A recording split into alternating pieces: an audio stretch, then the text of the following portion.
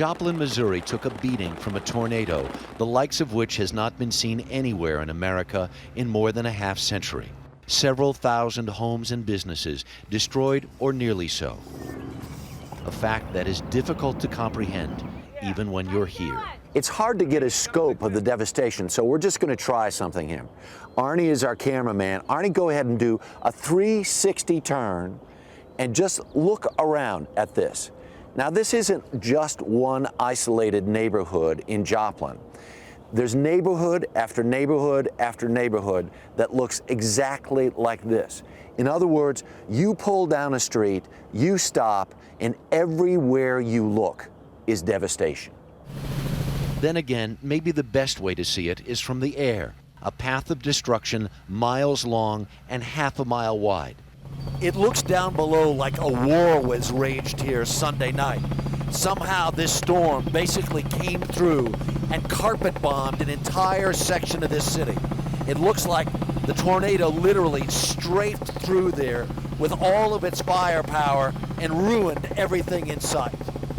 And as in war, there are the wounded, like Scott Ely. We grabbed her son Augie and threw him in the bathtub, and then she got on top of him, and then I grabbed a mattress and got on top of them, and then we did the I love you business, and then you can feel the house start to shake. Scott is bruised and hurt, alive and grateful.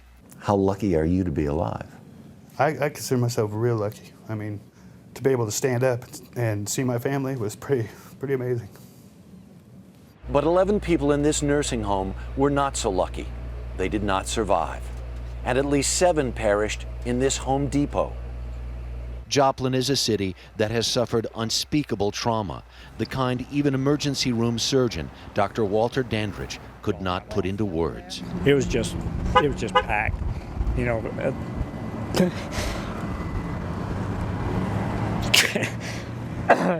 Sorry.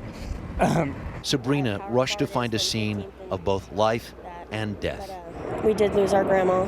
They were hiding out in the closet, and she saved my aunt and my nephew by pretty much telling them where to go.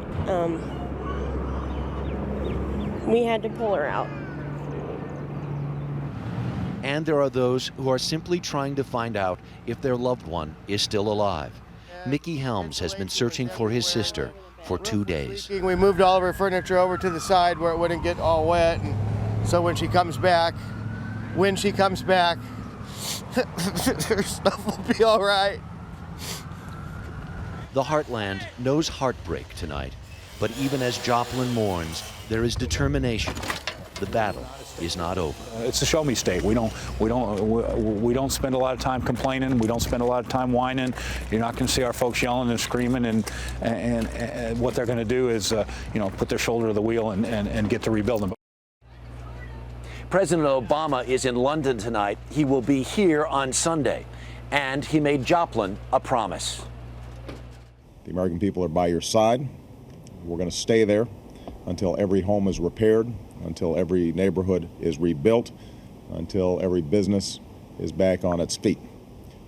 That's my commitment, and that's the American people's commitment. And the head of FEMA vowed today that the agency will be in Joplin for the long haul.